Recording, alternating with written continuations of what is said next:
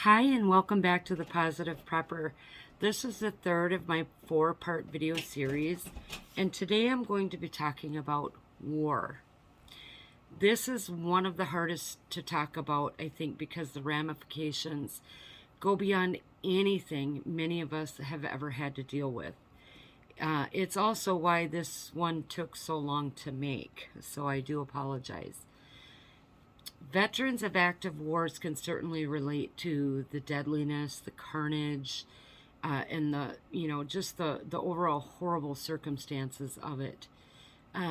As one person put it, war is when young people who don't know each other and don't hate each other kill each other for older people who do know each other and do hate each other but don't kill each other. In my opinion, and that of many others, we are closer to nuclear war than ever before. While I will be mainly talking in this video about the current state of affairs between Ukraine and Russia, it's really about how it is a global threat, and not just with traditional warfare or nuclear war, but also with civil war. This video might be longer than I really would have preferred it to be, but please stick with me through the entire video so that you can understand it, and also you will have concrete ways to prepare for this. So what I want to do first is let's take a look at who profits from the global war machine. So the top defense contractors include Lockheed Martin, Northrop Grumman, Boeing, General Dynamics, and Raytheon. Many members of Congress on both sides have stocks in these companies, but they also sit on committees that determine the major sources of funding for defense companies and weapons contractors.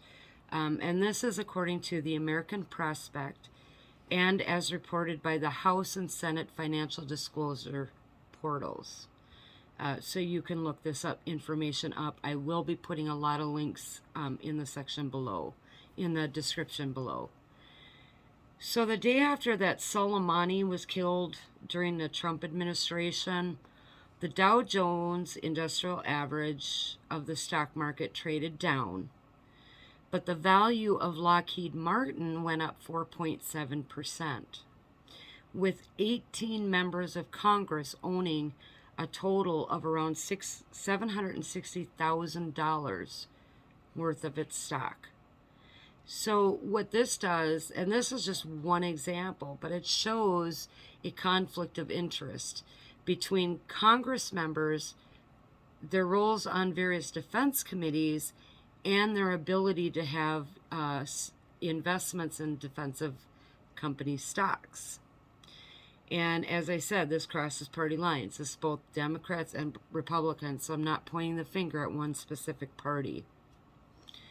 So an example of this, in the 2020 Defense Appropriations Bill, the subcommittee approved $1.85 billion for aircraft and parts from Lockheed Martin, and $1.6 billion for Poseidon aircraft, which is made by Boeing. Just to name a few, Senators Roy Blunt, Dianne Feinstein, Susan Collins, and Jerry Moran all have stock in these companies. The 4 companies, Raytheon, Lockheed Martin, Boeing, and General Dynamics, make up 90% of arms sales to Saudi Arabia that are in deals worth $125 billion. So needless to say, there's an undeniable source of wealth for the elite in Congress when it comes to contractors, defense, and war. So let's look at the cost of war. It's impossible to say how many trillions of dollars and other currencies are spent in the war machine. There's equipment, personnel, training, cybersecurity, construction, logistics, everything that's associated with war. And we could also go through a long list of deaths from every war since records started being collected. This part of it is something that I don't think needs explaining. But what many people don't understand or don't realize is the people that aren't directly in that path of war. So, for example, let's take the current situation over in Russia and Ukraine. We as Americans aren't in the light of sight at the moment, but we live with the reality that at any day, war could escalate and land on our soil. So people have fear, anxiety, confusion. They might even have bereavement for family and loved ones that are in the war-sieged areas. We worry about how the war is going to affect our lives. You know, we're already dealing with higher food prices and gas prices. You know, how is the war going to impact that? We might worry about our loved ones who are in the military, wondering if they're going to be called into action, right, to go fight this war in one form or another. And then also how to best protect our families if it were ever to come to American soil. In another instance, think about, I believe that we are in a cold civil war right now. We aren't just divided by color or politics. We're divided by many things, including ideologies and values. We're divided by what we do for employment and our economic standing. Our country isn't being divided in half. It's being divided in small, incrementally torn pieces across families and communities and states. The last 2 years have shown us how fragile our relationships with people really are. We've lost friends and family members because of differences over what we believe in.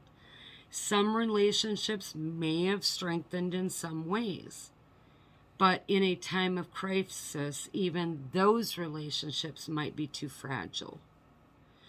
All it will take is one card from that fragile system to be removed, and the whole thing is going to come crumbling down. So why would there be a war in the first place? Well, let's look at why Russia is invading Ukraine. There are several possibilities, depending on who you talk to. I'm going to only cover 2 possibilities. Okay? First, we are all aware of the scandal involving Joe's son, Hunter, and his supposed work at Burisma, which is headquartered in Ukraine. This is not new information, right? What you may not be aware of is that the corruption and the money laundering go way deeper than that single corporation. And later on in my video, I'm actually going to show you how Burisma is tied to one of those biolabs in Ukraine. But for this part, Ukraine was selling its own coal back to its own people at higher rates and skimming that extra money off the top. So they were stealing from their citizens, basically. So the government would get its own coal from 2 eastern regions of Ukraine, which are, and I'm sure you've already guessed it, Donetsk and Luhansk. So they would tell their citizens that because of the tariffs, the coal prices were higher, but they were actually getting them at a lower price because they're actually within Ukraine, and they would skim the money. The coal then was resold back to the Ukrainian citizens by shell companies owned by, you guessed it, Russia. And I will put a link to this article in the description below so that you can read this for yourself. Remember, everything intertwines. So certain people from Ukraine, the United States, and Russia were all a part of this. Some of that laundered money actually went to the Biden family via Hunter. But wait, it gets better. Funds were also misappropriated in Afghanistan,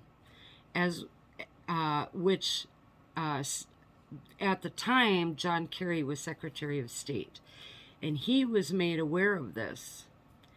George Kent, who was an officer of the United States State Department in December of 2020, he actually obstructed the legitimate activities of law enforcement agencies from investigating this embezzlement scheme and theft of American taxpayer money.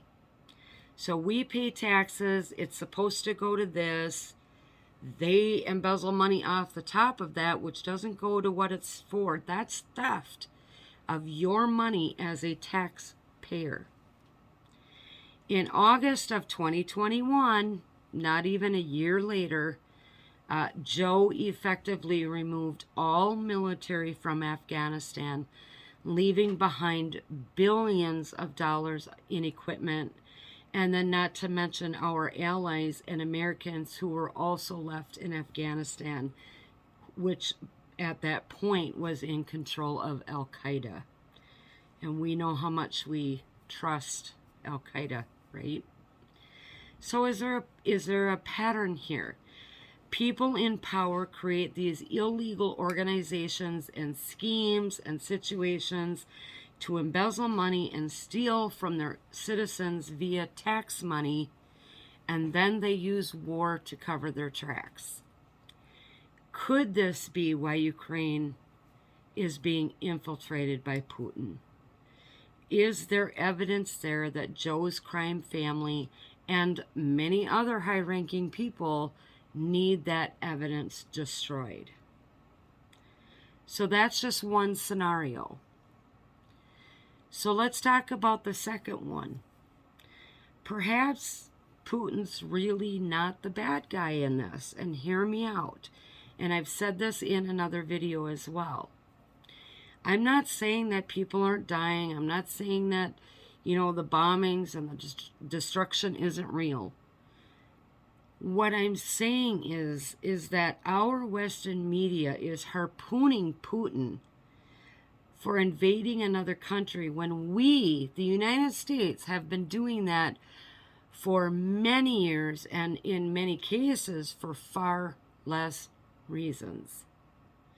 So remember, as an example, what we supposedly went into Afghanistan for, and it turned out we were wrong, right? They were supposed to have all these weapons of mass destruction, and we went in there and it was all wrong. Did we apologize, like, oops, sorry, and leave? No. We've stayed there for how many years? According to Dr. Gideon Polya's article, and this is on countercurrents.org, and again, I'm going to post that link in the description below. The U.S. has invaded 50 countries since 1945, contributing to over 1 billion avoidable deaths. Now, I want you to keep that avoidable deaths in mind, because that phrase is being used right now against Putin. In 1947, for example, the U.S. military went into Greece because President Truman was afraid that with the Civil War going on and with Britain no longer able to support the country, so at that time Britain was supporting Turkey and Greece, the United States was afraid that Russia would take over. So in addition to that military support, we gave Greece $400 million, and we stayed there for 3 years. This was where the Truman Doctrine came from, and that remained in effect for 40 years. And it was at that point that the United States embraced global leadership, and one would argue, by any means necessary. And that's why we've been going into and invading all these other countries since then. In addition to this, the United States is allowing the invasion of hundreds of thousands into our southern border. It's an invasion. They actually use that term now. And this has also led and will lead to thousands more avoidable deaths from drug overdoses and outright crime. Are we doing anything about that? Nope. So in addition to the avoidable deaths here in the United States, the crimes that occur as migrants make their way to the border are just as impacting. In 2018 alone, there were 2,200 deaths, 138,000 assaults, and 27,000 cases of human trafficking, which often results in death. But I digress. All of that being said, let's go back to Russia and Ukraine. So, as we've been hearing, it actually turns out that the United States was funding biolabs in Ukraine to create bioweapons against specific ethnic groups. And this included the Slavs and the Russians. So again, I want you to think of this in the context of why perhaps Russia invaded Ukraine, right? Some of the infectious diseases that were being worked on include the H5N1 influenza, Newcastle disease, the hemorrhagic fever, hantaviruses, African swine fever, and anthrax. But nothing to see here, right? Oh, wait, except that there is a Joe connection to the funding of these labs. When you pull back the lens and you look at how all of the funding worked, you'll see how there's no doubt that the deep state is at work. I'm going to show you just one of the labs in Ukraine and how it ties to the WEF, which I talked about in my last video, and Hunter and others. Okay, so the biolab I want to talk about is Metabiota. Okay, it was known originally as Global Viral. Now, the really cool thing about this is going to tie all of this together. So there are two of the board members of Metabiota are Neil Callahan and John Deloche. Okay, these two gentlemen are also a part of Rosemont Seneca Partners. Okay, Rosemont Seneca Partners was one of the initial funders of Global Viral. Okay, their initial investment was $500,000. Rosemont Seneca Partners was founded by Christopher Heinz, who is the stepson of John Kerry from the State Department, Devin Archer, and Hunter Biden. Okay? Christopher Heinz kind of stepped out of everything. But Devin Archer and Hunter Biden joined the board of Burisma. And if you remember in my last video, I think it was, this was at the time that coup where the democratically elected president of Ukraine was overthrown and Zelensky was put into power. Okay, it was very shortly after that Hunter Biden and Devin Archer joined the board of Burisma. Okay. Hunter then also raised millions more dollars. Okay. Because remember, they had the $500,000 investment. But Hunter Biden actually raised millions more for them using Burisma, saying that they wanted to do a science project at Metabiota, and I can never say that, Metabiota, there we go, because of a science project. So they were able to get a lot more investors and hundreds of millions more dollars to invest in that. Okay? So Metabiota is also one of the World Economic Forum's tech pioneers. They were on the very short list, right? Metabiota has ties to the U.S. Department of Defense, DETRA, USAID, and oh my goodness, there's that WEF again, right? Nita Madhav, who is the current CEO of Metabiota, she also happened to work at the United States CDC. Big surprise, right? Okay, now we're going to go down to this guy, Dr. Wolf. So he was the founder and chairman of Metabiota. He's also on the board of EcoHealth Alliance, who funded and was a part of the gain-of-function research at Wuhan. No way. There's no way all of this works, right? I'm going to put the link to this in the description below, because not only do they have all of this, but they actually show you the actual documents that prove that the evidentiary stuff of this, right? So Dr. Wolf was also, oh my goodness, an alumni of the WEF Young Global Leaders that I talked about in the last video, okay?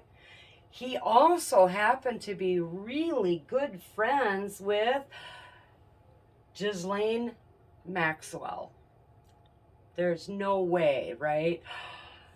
So and this was just, I could have used this entire wall to show all of this, but I wanted to give you the general idea.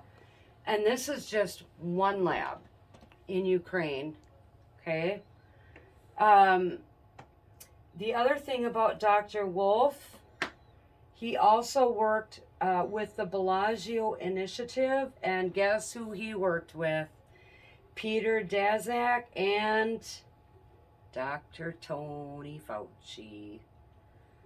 Okay, this is just one lab, of which there are 30 in Ukraine. So remember that in all of Hunter's dealings, Joe was on the receiving end of millions of dollars as well. Now, we're only getting news about the war from the Ukrainian government and Joe's media, right? Yes, there are people on the ground, and yes, there are people suffering. I am not questioning that. I'm not saying that that's not real, so don't put that in the comments that I'm simplifying this, right? Or that I'm so cold-hearted. What I am saying is that the reasons for it and what Russia is really trying to accomplish may not be as simple as taking back their land to return to the former Soviet Union power, right? If Russia, with all of its military might, wanted a quick victory in Ukraine, they could certainly have done that. Remember that Russia has at least 900,000 people, if not 100,000 or a million active military. They put 170,000 to 200,000 of those on the lines of Ukraine, on the border of Ukraine. And at last estimate, they're only using 70% of that 170 to 200,000 people. If they wanted a quick war, they would have done it already. They'd have been in and out. They had the power to do that. But they seem to be wanting to drag this war out. They're purposefully provoking United States and NATO to join in. And they're not really fighting that propaganda machine. So we hear from our media how the Russian army is being halted and hundreds of their planes shot down, which, by the way, Ukraine only has 40, and the meaningless killing of civilians trying to flee from their homes. But there is not one shred of evidence that these places that civilians were hunkered down actually came from the Russian army. I'm not saying it didn't happen. I'm questioning who. Our media wants us to believe with happy faces that Ukraine is fighting bravely and that Russia is discombobulated and they're just doing things randomly. This makes our country, who puts feelings before facts, feel good about our virtue signaling when we say we are praying for Ukraine.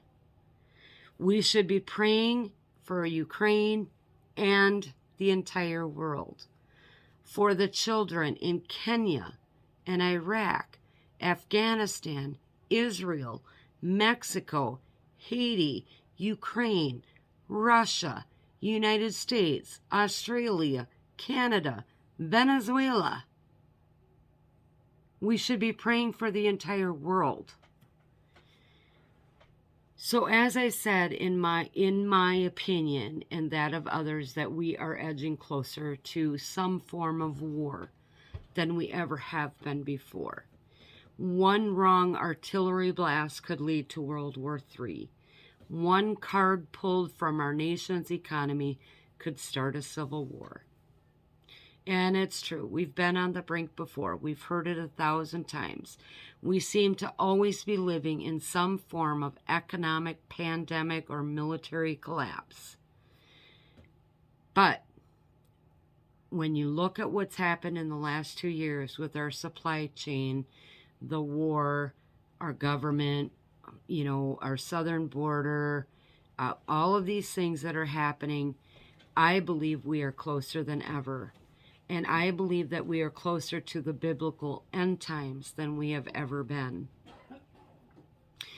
I pray every day that God will stay the hand of evil, or just allow the second coming of Christ so that we can live forever in peace. Perhaps things will settle down and bring us away from that cliff's edge. That would be my hope. And remember that preppers always prep for the worst, but hope for the best. But I think right now, as things stand, globally, we've gone too far to pull back the mechanisms that are already in motion. So I want to give you some concrete, tangible things that you can do to prepare. First of all, you can go back and look at my Preparing for Nuclear War video. I have some things in there that you can actually do to prepare your environment for that kind of an attack. While I reiterate in almost every video to stock up on your food, your water, your medical supplies, and have a way to communicate and alternative power sources, right? But outside of those, I'm going to give you 4 things that you should be doing, okay? Number 1, if you don't have any kind of strengthened basement or underground bunker, find where the nearest public bunker or fallout shelter is. You can also look for caves or mines. You want to have a way to test the air so that you don't asphyxiate if there's not enough oxygen or if the air is toxic. Okay. You also want to make sure that the cave or the mine is structurally strong enough, not crumbling or decaying, as it might have to stand up to some of those explosions, unfortunately. So you want to make sure that it is structurally sound and that the air in it is good for you. For caves, you want to go to one that isn't as well known. So search caves near you online. And if, especially if it's a touristy one, look at how many visitors it gets each year. These areas, these caves will get filled up pretty quickly by others who are seeking shelter. So you have to find that one that isn't so well known. Another place that you might check out are underground tunnels that might be beneath a close city or a town. Actually, where I am in rural Wisconsin, we have a town that not that far from us that actually has an underground tunnel system that I was not aware of until about 5 years ago. So look into that. These are not always known in the general public. So you can go into like the Historical Society or sometimes even your local library. They might be able to give you the history of your town, and you might find out if there are actually tunnels underneath your town or your city. So that would be number one. Number two, if you do find a place like that, a cave, a mine, or tunnel, or whatever, travel to some different locations and pay attention to the road conditions, the time it takes you to get there, and the condition of the cave, the bunker, or the mine, or the tunnels. Remember that if a nuclear war siren or alert or warning goes off, you basically only have 15 minutes from the time of that sound. And that's probably giving you a little bit more than what you would actually have. So you need to be able to get to the closest one that you can. But you have to take into consideration if you have to pick up a child from school, or if you got to get somebody at work, or wait for somebody to get home from work, whatever your variables are, okay, you're going to want to time this out. How long would it take you and your family or your loved ones to get into one of these areas that might make it safer for you to survive this, okay?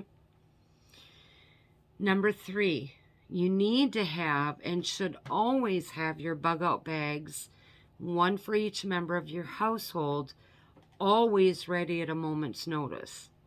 These should be within easy reach of everyone and stocked, okay? Ours, so for my husband and I and my daughter, ours are, basically all we got to do is reach down, pick them up, and go. That's how close they are.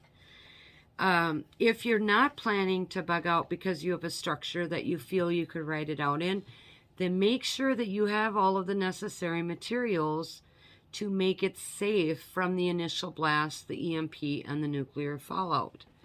If you only have 15 minutes, can you secure your room or your basement in time? Can you cover the doors? Can you cover the windows? Can you cover your vents? Whatever it is that you are deciding to do, you need to make sure that you can bug out or bunker in within just a few minutes, because that is literally all you're going to have. And then lastly, talk to your children, or grandchildren about war. Children are more apt to understand what's going on if you are straightforward and give them the information that you think they can handle, rather than wait until you are already in the midst of a crisis. Yes, war can happen.